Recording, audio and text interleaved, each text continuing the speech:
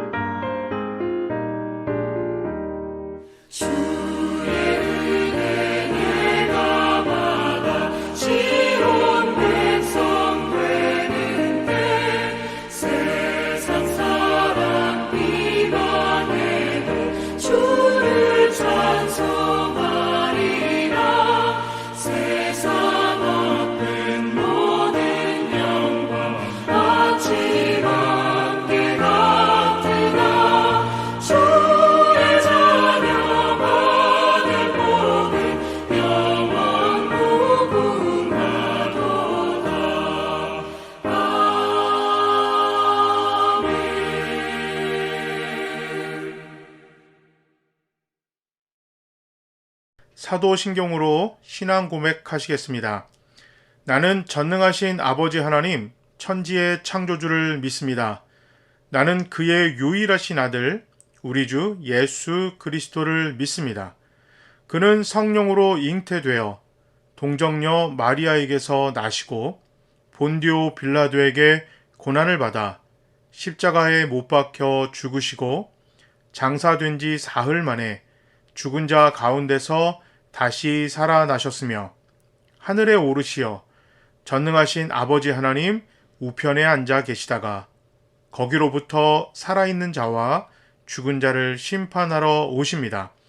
나는 성령을 믿으며 거룩한 공교회와 성도의 교제와 죄를 용서받는 것과 몸의 부활과 영생을 믿습니다. 아멘. 교회 소식 전하겠습니다. 금주도 대면 예배로 드립니다. 10시 청소년, 11시 어린이, 장년 예배를 드립니다. 비대면 온라인 예배는 11시 교회 유튜브로 함께 드릴 수 있습니다. 매주 교회 소독을 합니다.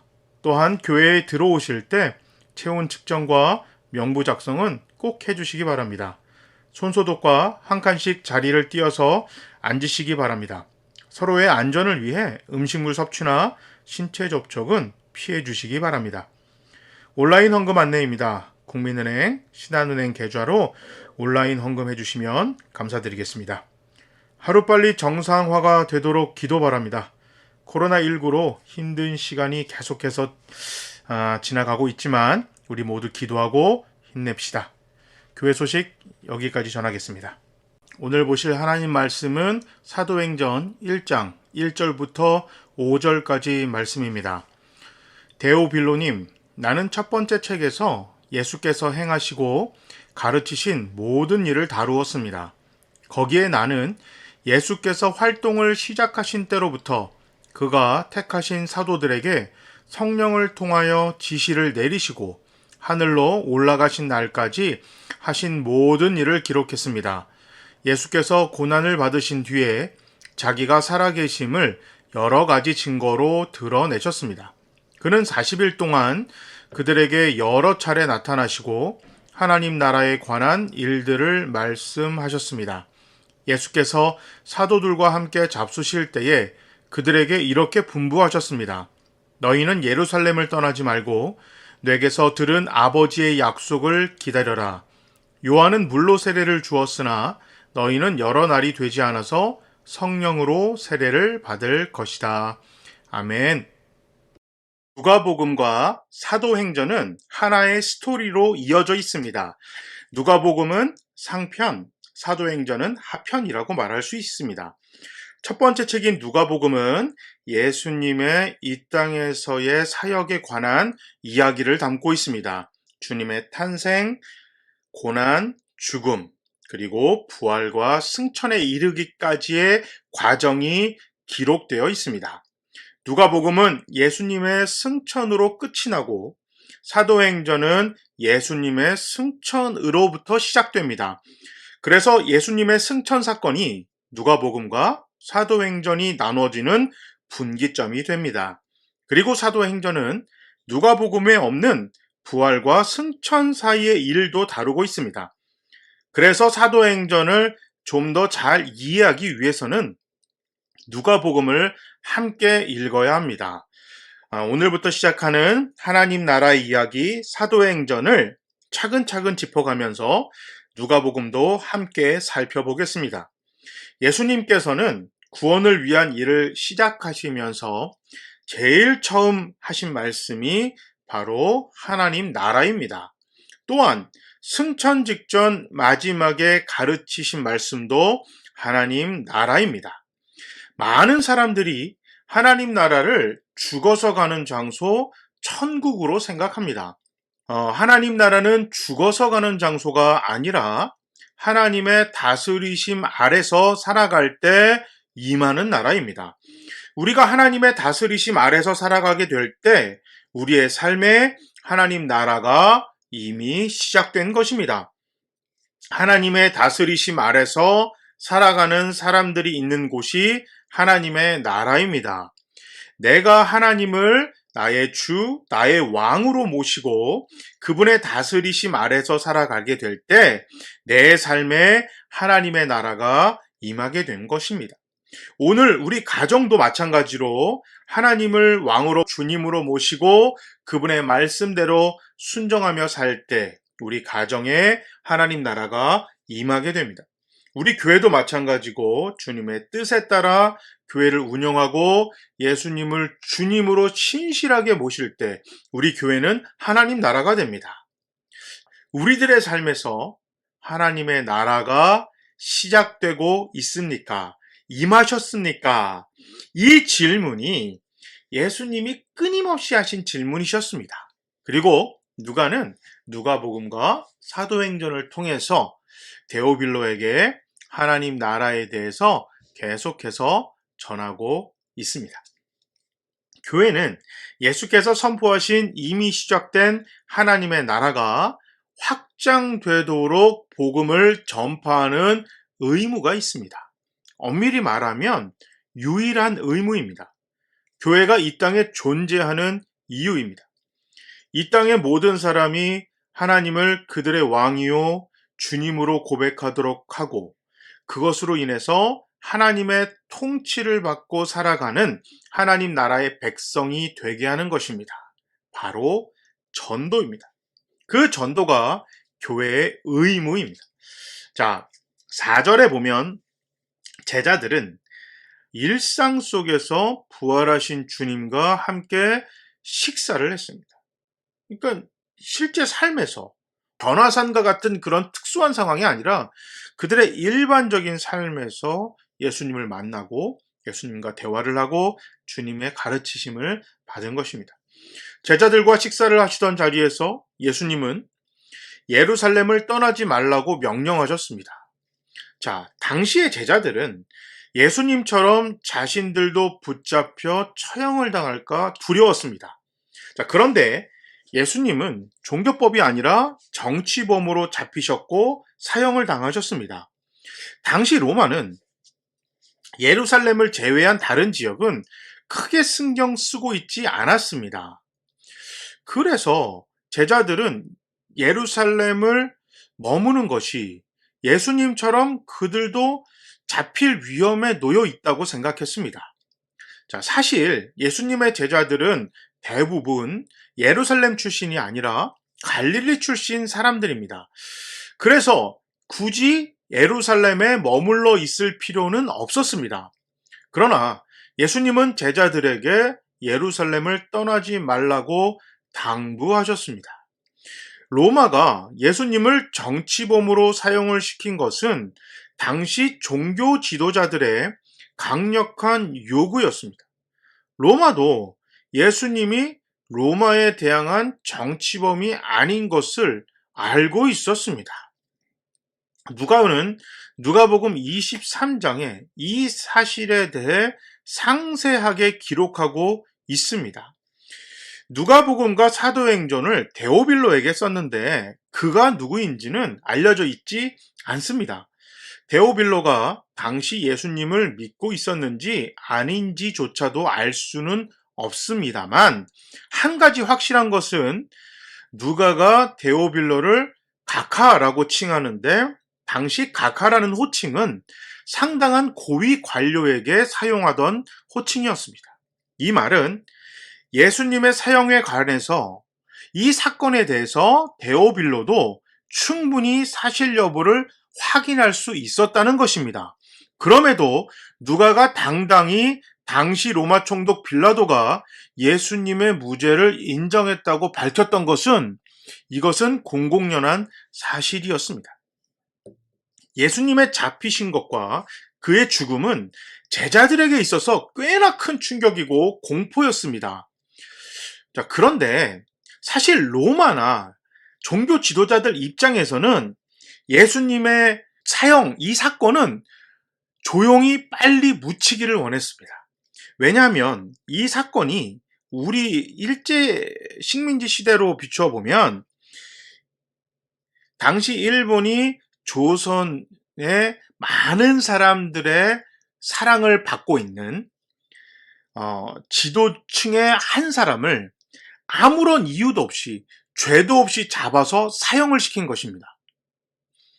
그런데 이 사건이 일본이 하고 싶어서 한 것이 아니라 당시 조선의 친일파와 독립운동을 하던 지도층, 절대 어울릴 수가 없었고 어울리지도 않는 그 두 지도층에 모여서 새롭게 부각하는 조선의 신흥 지도층의 한 사람을 친일파와 독립운동 세력이 합쳐서 그들의 세력을 공고하기 위해서 잡아서 일본에게 넘긴 거예요.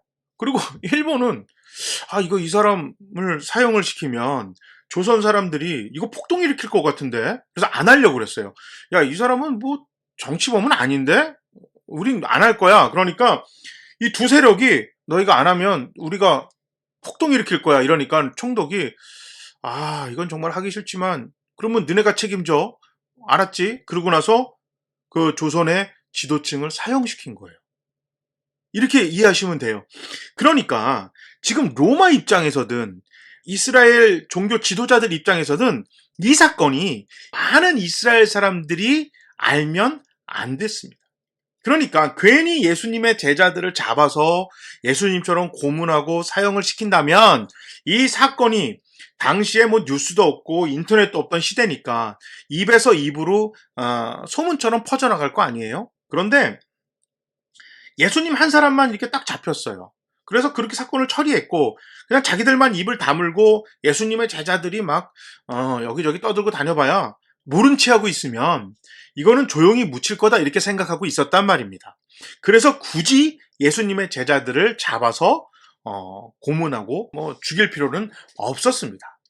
이 문제가 물론 불안한 사건이긴 하죠. 불안한 사건이긴 하지만 이 사건과 전혀 상관없는 제3자가 등장하는데 이 사람은 이스라엘 사람들의 신임도 얻고 있고 로마로서도 정치적으로 뛰어난 그런 배경을 가진 사람이 등장해서 그 사람이 예수님의 이 사형 사건이나 예수님의 제자들의 문제를 새롭게 끌어가지 않는 이상 지금 당사자인 그 로마 총독부와 이스라엘의 사두개파, 바리새파 이 지도자들은 예수님의 사형 사건에 관련된 모든 일들은 은폐하기 바빴어요. 그러니까 사도 바울이 등장하기 전까지는 예수님의 제자들은 예루살렘에서 성전도 출입하고 거기서 하나님 말씀도 전하고 이래도 종교 지도자들이나 로마 사람들은 그들을 잡아가지 않고 그냥 지켜만 보고 있었던 것입니다.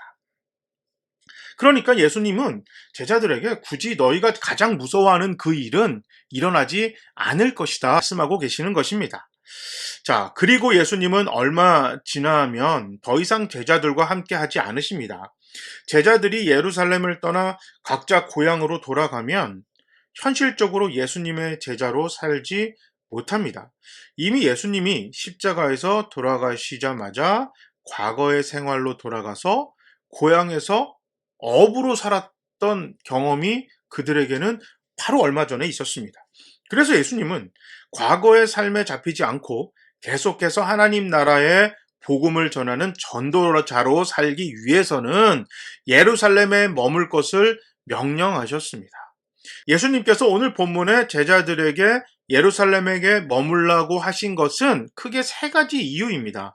첫째, 제자들의 가장 큰 걱정이었던 로마나 이스라엘 종교 지도자들의 핍박이 실제로 일어나지 않을 것이고, 두 번째는 각자 고향으로 돌아가면 더 이상 예수님의 제자로 살기 어렵기 때문입니다. 그리고 세 번째, 함께 기도하며 성령님의 임재를 경험하기를 원하셨습니다. 사실 이 세 번째가 가장 중요합니다. 물론 첫 번째 이유는 아까 말씀드렸던 바울이 등장하는 것과 같은 상황에 따라 언제든 바뀔 수 있었지만 당장의 제자들에게 일어날 사건은 아니었습니다. 그리고 예수님도 성령의 임재가 여러 날 되지 않아서 일어난다고 약속하셨습니다. 자, 두 번째 이유는 세 번째인 함께 성령의 임재를 경험하게 되면 해결되는 것입니다. 자, 그러니까 함께가 되게 중요해요. 예루살렘이 중요한 것이 아니라 함께 모여서 기도하는 것이 중요했습니다. 그러니까 예루살렘이 특별한 땅이어서가 아니라 그냥 예루살렘에만 있으면 그들이 자연스럽게 예수의 제자가 되어 하나님의 나라를 확장시키는 복음 전도자로 사는 것이 아닙니다. 성령의 임재, 성령의 은혜를 체험해야만 그들이 복음의 전도자로 살 수 있는 것인데 혼자 하는 것이 아니라 함께 할 때 더 큰 힘을 발휘하고 함께 할 때 서로가 서로를 위로하고 격려하면서 더욱더 활발하게 활동할 수 있는 것입니다. 예루살렘에서 함께 모여서 그들이 함께 기도하고 성령의 임재를 체험하면 그 다음에 고향으로 가던 사마리아로 가던 로마로 가던 어디로 가든지 그들이 복음의 전도자로 살 수 있는 것이었습니다. 그리고 지금 이 사람들이 따로 모일 필요가 없잖아요. 어차피 지금 예루살렘에 다 모여 있어요. 그 당시 이스라엘의 가장 큰 유월 절기로 인해서 예루살렘에 자연스럽게 예수님을 믿는 제자들뿐만 아니라 따르는 추종자들이 함께 모여 있었어요. 따로 모일 필요가 없는 거예요. 지금처럼 뭐 전화가 있는 것도 아니고 인터넷이 있는 것도 아니잖아요. 그러니까 이왕지사 지금 여기 함께 모여 있으니까 여기서 그냥 흩어지지 말고 함께 모여서 기도하라. 예수님께서 그 말씀을 하시는 겁니다. 솔리스트도 하나님께서 사용하세요. 그러나 함께 부르는 합창을 더 선호하십니다. 왜냐하면 조소미 선생님 같은 솔리스트는 타고나야 합니다. 그러나 합창은 누구나 함께 할 수 있습니다. 어지간한 음치도 연습만 하면 합창은 할 수 있습니다. 그러나 솔로는요, 연습 가지고 안 돼요. 타고나야 합니다. 오늘 본문에서 누가는 예수님의 예루살렘을 떠나지 말라는 이 명령을 첫 번째, 두 번째 이유가 아니라 마지막 세 번째 이유, 성령의 임재를 함께 기도해서 체험하라. 이것으로 데오빌로에게 소개합니다. 하나님 나라는 세상의 조건이나 개인의 특별한 능력에 의해 늘어나는 것이 아니라 하나님의 임재하심으로 개인이나 모임에서 드러나는 현실이기 때문입니다. 누가가 오늘 본문에 소개하는 개인이나 모임 속에 임재하신 성령님의 은혜가 그와 평생에 걸쳐 함께 사역했던 사도 바울이 강조하는 예수 안에서의 현실적인 실제 생활입니다. 구원의 은혜 밖에 있던 자들이 하나님을 구주로 믿게 되면서 구원의 은혜로 예수 안으로 들어가 하나님 나라의 백성이 됩니다. 개인의 삶에서 하나님 나라가 현실화된 것입니다. 그리고 성령의 임재하심으로 예수 안에 있는 내가 세상에서 하나님 나라를 전하는 것입니다. 예수 안으로, 예수 안에서, 그리고 세상으로. Into Jesus, in Jesus, go to the world. 이 모든 것을 도와주시고 완성시키시는 분이 바로 성령님입니다.